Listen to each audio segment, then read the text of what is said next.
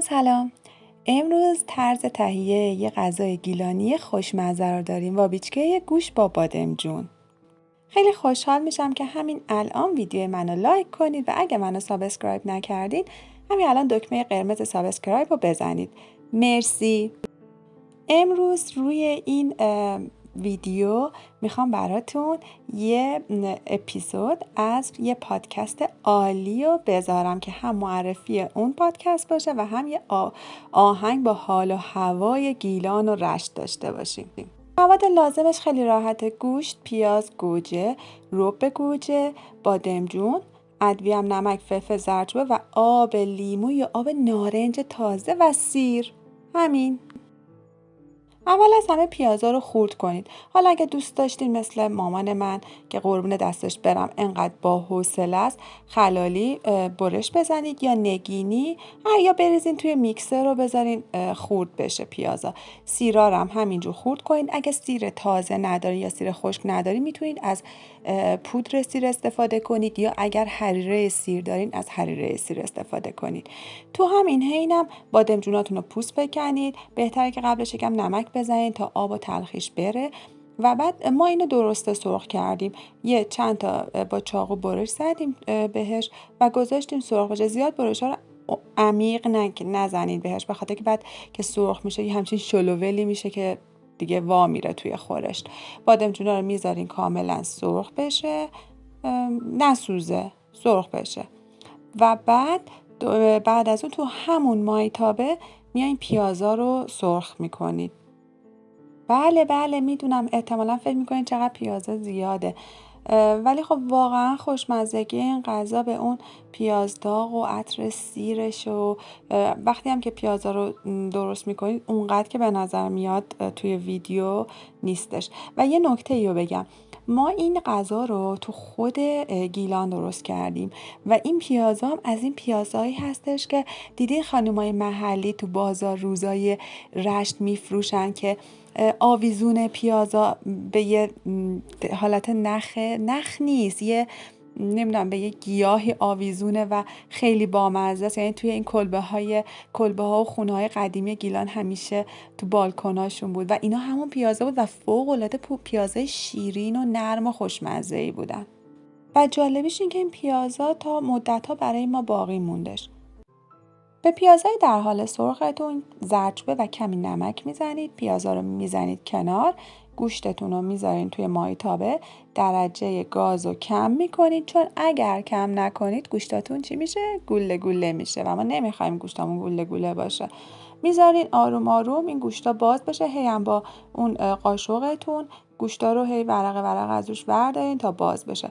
کمی من ترکیب نمک و زردچوبه رو بازم رو گوشتام هم از همون اول زدم و اوکی بودش دیگه. هیچی دیگه، اینا رو شروع میکنیم صبر میکنیم تا گوشتا کاملا باز بشه و اینا رو با هم ترکیب کنیم. سلام بگفتم تره جواب ندهی مره، شاید فدایی دیله باز این نفر دیگره.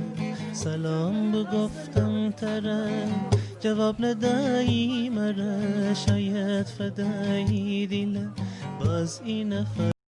خب راستش این ویدیو مال 1 ماه پیشه و من یادم نیست اون موقع چرا وسط گوجه ها رو من در آورده بودم، در صورتی که خود گوجه ها رو میتونید خوردش کنید و اینو اضافه کنید به گوشت و پیازی که با هم دیگه الان ترکیبش کردین و یکم داره رو گاز همطور تفت میخوره.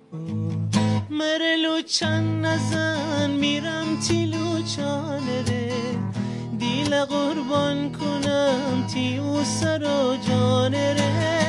آرام آرامیم شی میخنه دارو بر، چی چینی من استم زنم تره بالا پر، می دیل تی مستی دیوانه باسته می عشق شادی.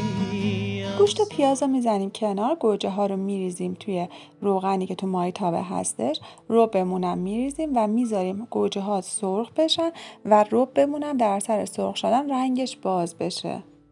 بعد که کاملا اینا سرخ شدن کم کم با گوشت و پیاز ترکیبشون میکنیم و میذاریم همه با همدیگه در کنار همدیگه سرخ بشن. فولکلوری که یاد گرفتم حاج خانومه لب به لب دوست خانومه دیگه بخورم ببینیم چجوری استقبال میشه که از سال دوم دانشکده رفتم دنبال فولکلور به تشویق دانشجویان.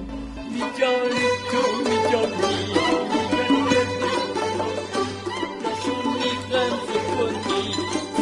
تو من نکنی مرا محل نکنی میجانم حج خانمه لب لب دوست خانمه.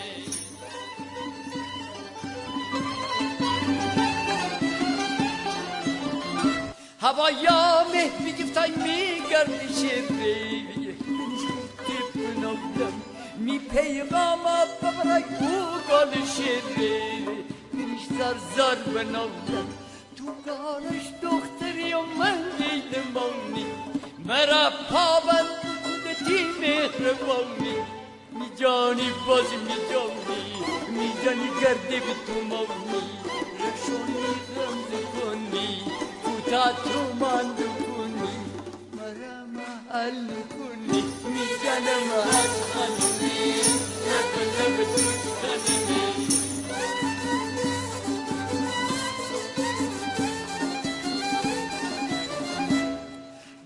یاری بگفتم در جوانی تریگم تو بدونی ای ترشتی تماز نرانی تریگم تو بدونی کوری رشتی تو می دیلی می جونی دسو دیلا بری مازندرانی میجانی باز میجانی گرده به تو مونی رشونی غمزه کنی تا تو من نکنی مرا محل کنی میجانم حج خانومه. صدای احمد عاشورپور رو شنیدید. کمی که مواد با هم دیگه سرخ شدن آب باید اضافه کنیم در حدی که سطح مواد آب بگیره ولی اصلا نباید این غذا آبدار زیاد باشه و بعد بادمجونا رو میچینیم آب نارنج رو اضافه میکنیم نمک و فلفلش رو میچشیم و اگر لازم بود اضافه میکنیم و بعد در ظرفمون رو میذاریم تا آب کم کم بخار بشه و گوشت بپزه و همه مزه ها به خورده هم برن و غذامون آماده باشه.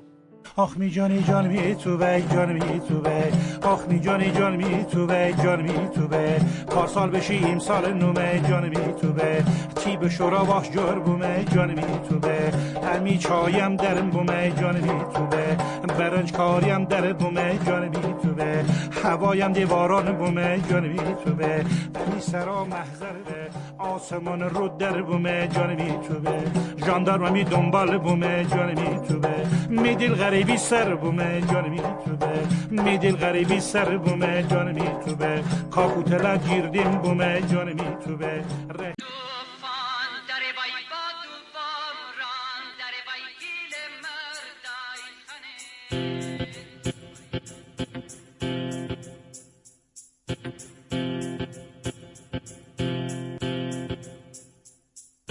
دریا توفان در بای